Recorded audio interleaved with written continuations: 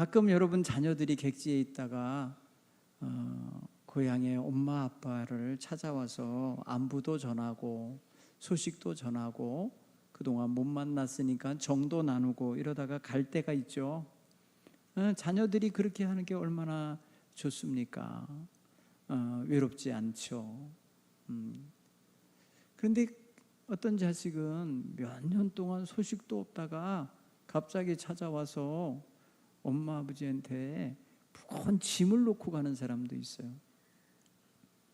그 짐이라는 게 다른 게 아니라 경제적으로 엄마 나 몇 천만 원이 필요해 뭐 이렇게 가는 거예요. 그러면 늙은 어머니가 쌈짓돈 모아놨다가 다 주면서 얼마나 허전하겠어요, 그 마음이. 사람이 서로 주고받는 정이 있고 나눔이 있어야 건강해지는데 그러지 못하는 자녀들이 있을 수 있어요. 서운하실 수도 있고 속상할 수도 있어요. 이걸 그대로 하나님 앞에 우리의 모습으로 볼 때 매일 하나님과 대화하면서 사는 성도라면, 하나님과 내 모든 걸 나누면서 사는 성도라면 늘 평안하게 하나님과의 관계를 유지하지만 가끔 아니면 아주 몇 년 만에 무거운 문제만 갖다가 던져놓고 가는 성도도 있을 수 있어요. 하나님 나 죽겠어요, 이 문제 해결해 주셔요. 그러니까 너무 문제가 터졌을 때에서야 하나님을 찾는 그런 자녀도 있어요. 그러니까 하나님 편에서 생각하면 참 안 됐다, 너 정말 안 됐다 이렇게도 보실 수 있지만 너 괘씸하다 라고도 하실 수 있는 것 같아요, 인간적으로 봤을 때. 그런데 부모님은 항상 자식보다 크십니다. 부모는 자식보다 마음도 크시고 생각도 크시고 이 손씀도 크셔요. 그래서 자녀들은 부모님의 마음을 헤아리고 그것을 다 따라가려면 부모님 돌아가신 다음에나 좀 할래나? 그것도 못하는 사람 많아요. 그렇게 생각해 보면 우리는 죽는 날까지, 부모님 돌아가시는 날까지 부모 신세 지며 살고 있는데 그것이 바로 은혜임을, 그것이 사랑이셨음을, 그것이 나를 위한 희생이었음을 나중에서야 뒤늦게 깨닫고 효도할 기회도 없고 섬길 기회도 없이 그렇게 떠나시는 걸 알게 돼요. 그렇게 생각해 보면 우리는 평소에 잘 하셔야 돼요. 평소에 부모님을 잘 섬기는 게 그게 효자고 효녀가 될 줄 압니다.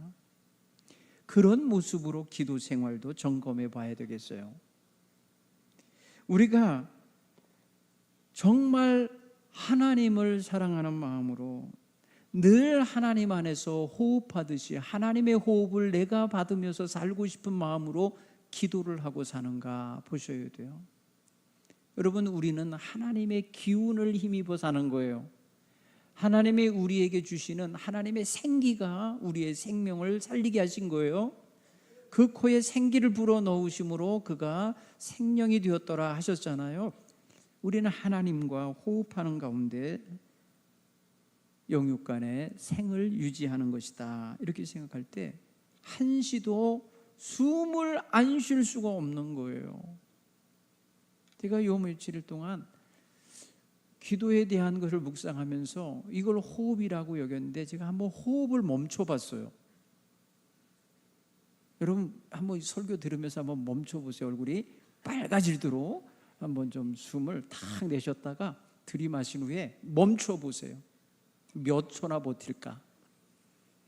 저는 최대한 편한 자세로 했는데 30초 겨우 가더라고요. 견딘 거예요. 아니 죽을 뻔했어요. 그 한 번 안 쉬니까 죽을 것 같더라고요. 그 30초 만에 다시 호흡을 안 하니까 죽을 것 같더라고요. 그 정도로 간절하게 그 30초에 한 번씩 하나님을 생각할 수만 있으면 살겠구나 하는 생각이 들더라고요. 여러분, 하나님을 생각하기만 해도요 기도가 돼요. 그렇죠? 여러분, 하나님하고 이름 부르기만 해도 기도로 시작이 되는 거예요. 기도의 문이 그렇게 열려요. 그렇죠? 하나님께 대화를 시작할 때 하나님 부르는 걸로부터 시작하잖아요. 사실 그래서 하나님 부르기를 자꾸 하셔야 돼. 가까이 있을 때 나를 부르라. 가까이 있을 때 나를 부르라. 하나님께서 말씀하시잖아요. 내가 응답하겠고 내가 크고 비밀한 일을 내게 보이리라 말씀하셨잖아요. 그러니까 하나님 부르셔야 돼요. 필요할 때만, 나 정말 급한 문제 있을 때만 하나님 어떻게 해요? 이렇게 하지 말고 평소에 호흡하듯이 하나님 하면서 그냥 부르기만 해요. 하나님 하고 부르기만 해도 여러분의 삶의 모든 기도가 하나님께 아뢰어질 줄로 믿습니다. 우리는 하나님의 뜻에 대하여 묻지 않고 사는 습관이 있어요. 너무 똑똑해서, 지혜가 많아서, 지식이 많아서, 경험이 많아서 그런 건가요? 그런데 우리는 너무 부족한 게 많다는 시각에서 자기를 진단하고 나면요, 기도하지 않을 수가 없어요. 그렇죠? 그러니 오늘 우리는 두 가지 차원에서는 꼭 기도하셔야 해요. 첫째는 문제가 있으니까 누구나 다 하는 거예요. 그렇죠? 이거는 예수 안 믿는 사람도요, 나중에 하나님 도와주세요 한다니까. 네. 벗어날 길이 없고 죽을 것 같을 때 하나님 도와주세요 하면서 예수 안 믿는 사람도 그때는 하나님 찾아요. 여러분이 예수 믿잖아요. 그러니까 한 가지 더 하셔야 돼. 하나님 뜻이 뭡니까? 이런 무겁고 힘든 삶이 내게 주어지고 있는데 이 속에 하나님 뜻이 뭡니까? 라고 묻는 자세도 필요해요.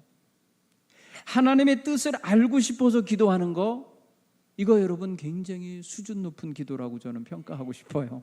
기도를 평가할 수는 없지만, 하나님 문제가 있어요, 문제 해결해 주세요 하면서 문제 있을 때 구하는 것을 초딩이 기도라고 한다면, 쉬운 말로 하나님 뜻이 뭡니까를 물을 때는 이건 대학생 정도 되는 기도예요. 그 이후 성인의 기도예요. 좀 성숙하고 차원이 높은 걸 구하고 있는 기도잖아요. 그러니까 하나님의 뜻을 알고 싶으십니까? 이런 차원으로 기도하십시오. 평소에 우리의 기도가 하나님의 뜻을 알고 싶어서 기도했었습니까? 문제가 있어서 기도했습니까? 형식적으로 했습니까? 사실 하나님의 뜻을 알고 나면요, 부담스러워요. 힘들 수도 있어요. 어떤 경우는요, 피하고 싶을 때도 있어요. 왜? 준비되어져 있지 않은데 하나님이 내게 요구하시는 것처럼 느껴지기 때문에 그럴 수 있어요. 그래서 하나님의 뜻을 물을 때는 기본 자세가 갖춰져 있어야겠죠? 하나님 뜻을 알면 따르겠습니다. 하나님 뜻대로 가겠습니다. 라고 하는 마음 준비가 되어 있어야겠죠. 그런 마음 준비가 안 된 채로 하나님 뜻이 뭡니까? 라고 물을 때 하나님이 대답하는 게 자기가 원하는 대답이 아닐 수 있잖아요. 힘들어요, 그때는. 하나님께 묻고 찾고 두드렸어요. 그래서 하나님이 주시는 뜻이 내가 알고 싶었던 거, 내가 해결받고 싶었던 것을 넘어서 더 큰 것이 내게 다가왔을 때에 나는 그걸 받들 준비가 안 되면 하나님 뜻인데도 본의 아니게도 불순종하고 의도적으로도 불순종하더라니까요. 알면서도 외면해버려요. 우리의 기도는요, 결코 하나님과 대화하면서 하나님 뜻을 알고 싶어하는 차원으로 다가서서 하나님이 원하시는 대로 내 삶을 수정하고 내 삶의 방향을 바꾸고 내 삶의 그릇을 넓히는 이런 작업으로 가지 않고 당장 내 마음의 욕구, 내 마음에 원하는 거, 그게 해결되기만을 바랄 때가 있어요. 하나님은 우리의 그릇을 보셔요. 네가 구하는 거는 그 그릇에 못 담아. 네가 지금 찾고 원하는 건 그 상태로 주면 너 망가져. 그 상태에서 네가 지금 원하는 대로 해주면 너 나를 떠날 거야. 하나님은 아십니다. 기도 응답받고 하나님 떠나는 사람들도 있어요. 문제 해결됐는데도 하나님 제대로 안 섬기는 사람 많아요. 준비가 안 된 거예요. 하나님 얼마나 인간들에게 많이 속아보셨겠어요. 이렇게 하겠다 저렇게 하겠다 결단하면서 말입니다. 약속하면서 작정하면서 기도해놓고 그렇게 안 살아요. 왜 그러는 거예요? 하나님을 이용한 거예요. 하나님 앞에 전적으로 헌신할 준비가 안 된 거예요. 우리는 하나님의 뜻이 내 뜻과 다를까 봐, 내가 구하는 것과 하나님이 대답하실 게 다를까 봐서 말 못하는 사람도 있을 수 있어요. 왜? 하나님이 어떤 분인지를 알기 때문에 내가 구하는 것이 하나님의 뜻에 안 맞는다는 것 자기도 알아. 그러면서도 구하는 거야. 그래서 사실은 하나님 뜻대로 살겠다는 말 못하는 거예요. 여러분, 하나님 뜻대로 살려면 손해가 올 수도 있어요. 힘들 수도 있어요. 어려울 수도 있어요. 괴로울 수도 있어요. 남보다 더 많은 시간을 내어드려야 할 수도 있어요. 그러니까 계산상에 계산을 해보니까 손해야. 그래서 못하겠다는 거지. 하나님 뜻 굳이 내 삶 속에 안 집어넣고 싶은 거죠. 그러니 기도를 해도 형식적으로 하는 거고, 그러니까 기도를 하면서도 필요할 때만 하는 거고, 이렇게 되는 경우가 많은 거예요. 여러분, 우리야 올 한 해 늘 깨어 기도하라 하시잖아요. 아까 호흡하듯이 하나님 부르며 다가가는 자세가 기본으로 갖춰지기 바라고요. 그리고 기도하면서 하나님의 뜻이 깨달아지면 그대로 순종할 수 있는 준비도 이루어지길 간절히 축원합니다. 이게 성숙한 사람들의 기도 생활일 거예요. 자기만을 만족시키려고 하는 삶의 태도는요, 어린아이 때는 그래도 돼요. 그건 용납이 되고요, 이해되고요, 그러려니 해요. 그런데 성숙하고 성장하면요, 그런 장도에서 넘어서서 그것이군요, 아버지 뜻이 그거군요, 아버지 뜻이라면 그리 되기 원합니다 하며 따를 수 있고 받아들일 수 있고 순종할 수 있는 자세가 필요한 거예요.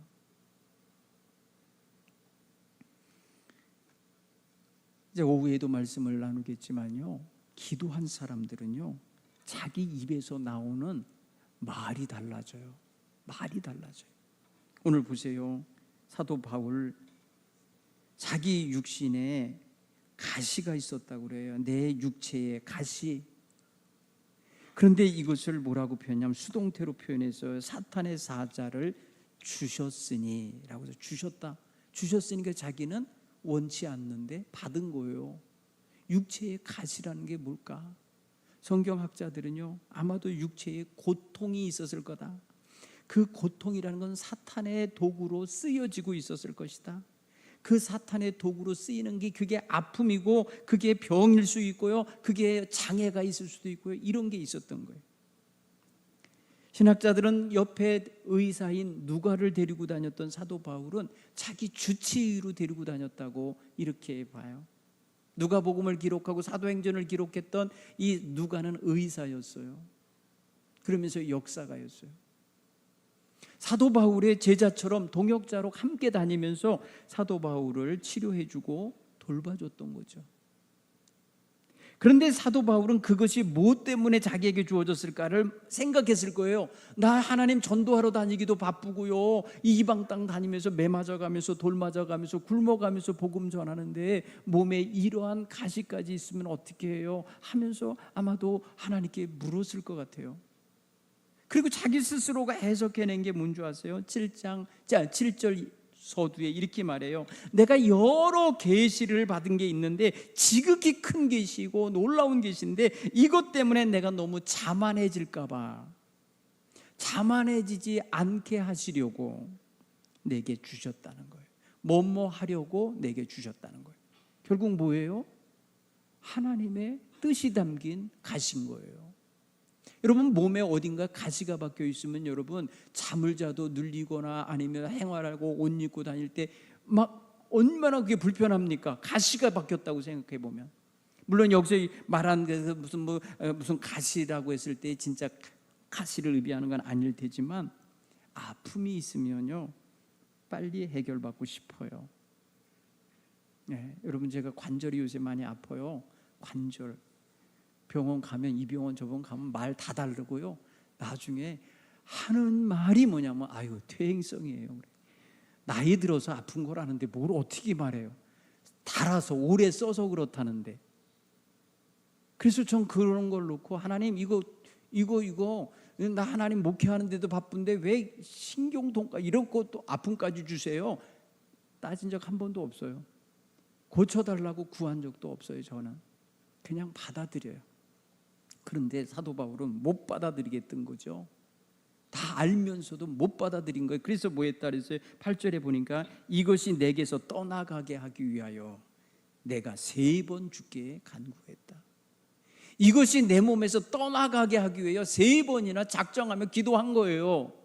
기도할 만하지 않아요? 아프니까. 또 선교하고 다니는데 이게 얼마나 불편합니까? 있으면 안 되겠다 싶으니까 그렇게 기도한 거 아니겠어요?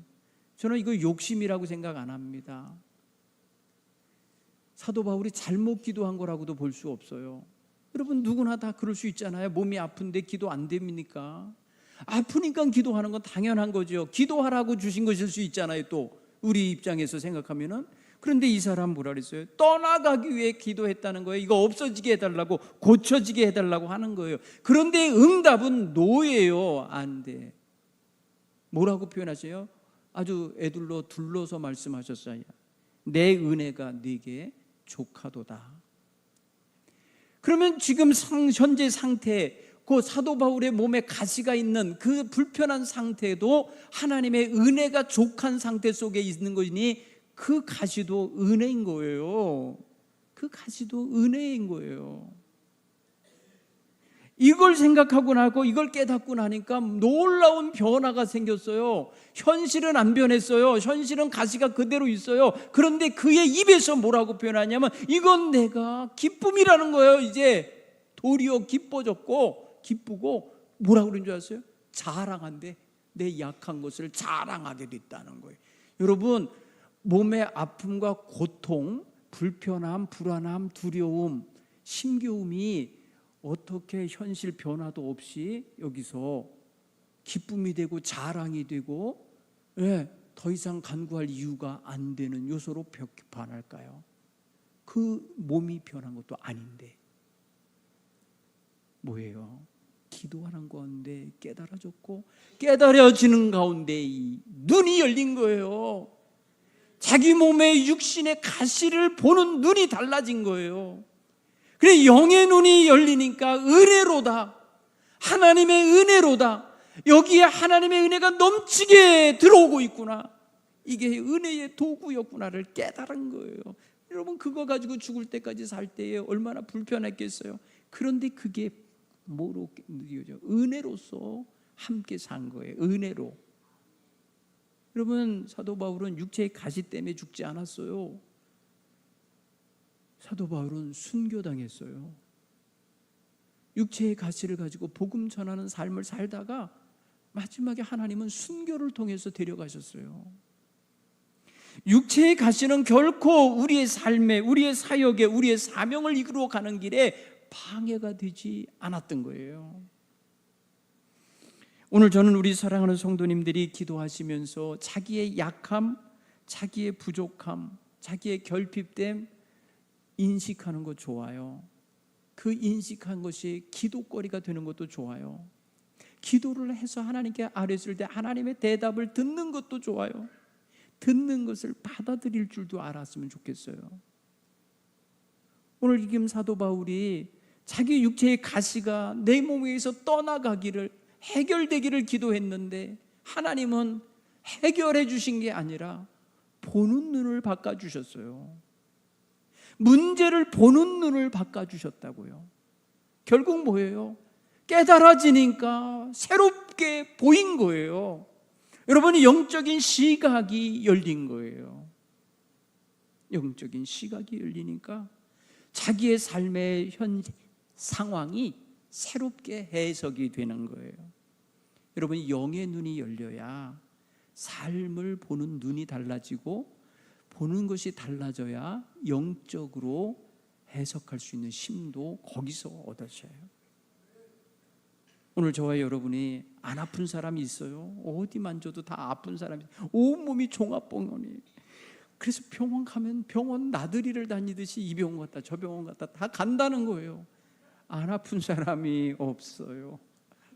그런데 이게 육체의 가시라고 여겨진다면 사도 바울과 같은 차원의 이 승화된, 그러니까 이 아픔이 새로운 시각을 열게 되는 이런 놀라운 은혜의 세계로 안내하는 통로가 되면 결코 그 아픔은 나쁜 게 아니에요.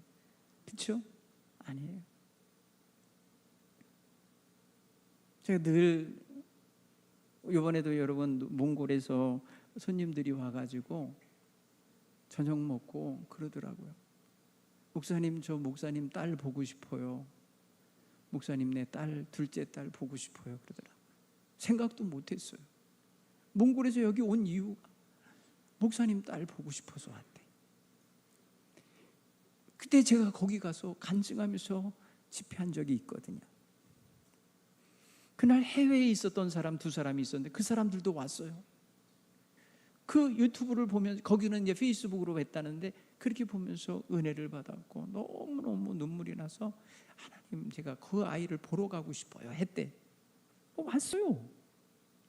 여러분, 저 터키, 투르키에 선교사로 나갔던 사람, 그리고 여러분 한국에 나와 있었던 사람, 제가 그 당시에 몽골에서 설교한 거거든요. 근데 그들이 와서 저희 아이를 보면서 제가 고백한 거, 그 아이는 하나님이 내게 주신 은혜의 통로입니다, 하나님의 은혜를 보는 창입니다라고 고백을 하면서 간증을 했었거든요. 여러분, 해석인 거예요. 그 아이는 32년 동안 장애아로 살고 있어요. 지금 저기 옆에 와 있잖아요. 제 최대 목표는 서울대학병원에서 말하기를 휠체어를 타는 거예요.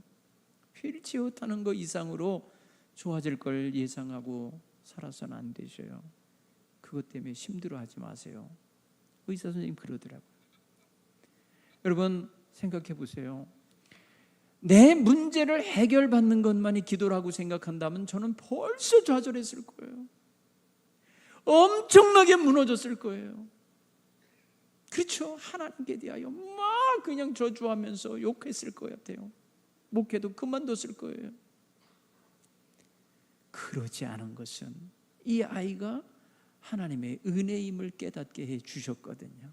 기도하는 가운데 너에게 은혜라, 너에게 주는 축복이라. 여러분, 사도 바울이 받은 바 계시가 너무 커서 자만하지 않도록 자기의 육체의 가시가 들어와 있다고 그렇게 깨달은 것처럼 이 교만하고 악한 종이 목사가 되어서 살려면 이런 애 하나 정도는 네가 데리고 살아야 된다, 이러신 것 같아요. 네. 그 아이는요, 저에게 엄청난 메시지를 줘요. 오늘도 제가 밥을 먹는데 안 보이는 데서 먹었어요. 소리만 들었어요. 걔는 아빠 불러요. 왜 그러니? 아빠 좋아. 아빠 좋아. 여러분, 저희 아이가 저한테 좋답니다. 32살 먹은 애가 아빠 좋아. 그게 뭔지 아세요? 제 기도예요. 뭔지 아세요? 아빠 먹는 거 나 줘, 이거예요. 네. 그래서 저는 밥 숟가락 놓고요 가서 걔 먹여요. 네. 그래서 물어봐요 다시. 아빠 좋아. 왜 좋아? 그러면 그냥 아빠 좋아. 아빠 좋아야. 왜라는 거 없어요. 그냥 좋아야. 저는 거기서 한 가지 배웁니다. 하나님 사랑해요. 한번 따라하세요. 하나님 사랑해요. 하나님 좋아요. 이렇게만 해도 하나님이 기뻐하실 거라는 거예요.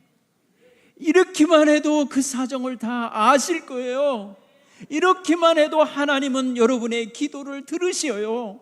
하나님 앞에 여러분 거창하게 형식적으로 말입니다, 미사여구 써가면서 기도하지 않으셔도 하나님은 아셔요.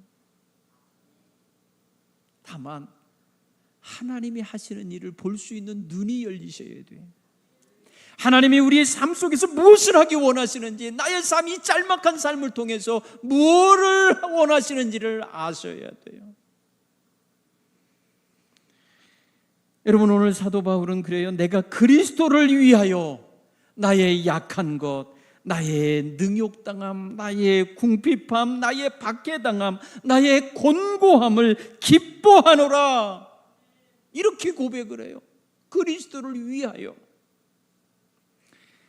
나의 부족함과 나의 연약함이 그리스도의 영광을 드러낼 거라고 누가 생각을 합니까? 초라하게 생각하고, 괴로움으로 생각하고, 무거운 짐으로 생각하고, 가슴앓이로 생각하잖아요.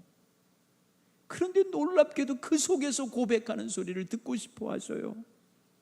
그 속에서 하나님을 만나기를 원하고, 그 속에서 하나님과 대화하기 원하시는 그 하나님의 뜻을 우리는 깨달아야 될 줄로 믿습니다. 가지고도 근심하고, 더 가지려고 탐욕 부리고, 남보다 좋은 거 가지려고 애쓰는 이런 초라함 속에서 기도하지 마세요. 하나님이 다 걷어가시겠다 하셔도, 예, 주님이 주신 것이니까 주님이 가져가십시오, 내줄 수 있는 자세가 있어야 돼요. 그게 기도자의 기도 후에 하나님의 뜻에 순종하는 자세입니다. 하나님은 우리의 것을 강제로 빼앗는 분이 아니에요. 자원하고 감동된 마음으로 드리면 하나님이 기쁘시게 받으실지언정 빼앗는 분이 아니세요. 그러나 주어도 깨닫지 못하고, 주어도 하나님 뜻에 맞지 않게 쓰실 때는 거둬가십니다. 몽땅 다 거둬가십니다. 생명까지도 거둬가십니다. 이걸 아셔야 돼요. 하나님은 주관자십니다. 하나님은 주인이십니다. 그렇기 때문에 하나님의 뜻에 합당하지 못한 청지기의 삶을 보이는 자에게는 있는 것도 거두신다고 하시는 거예요. 오늘 우리는 빼앗길까 봐 두려워서 기도하는 그런 초라한 모습이 아니라, 하나님의 자녀로서 하나님을 기쁘시게 하며 살고 싶은 마음, 하나님의 뜻대로 순종하고 싶은 마음으로 기도할 수 있기를 간절히 축원합니다. 오늘 저와 여러분이 하나님, 기도하는 중에 제 눈이 밝아지게 해 주옵소서, 내 영이 밝아지게 하옵소서 기도하시기 바랍니다.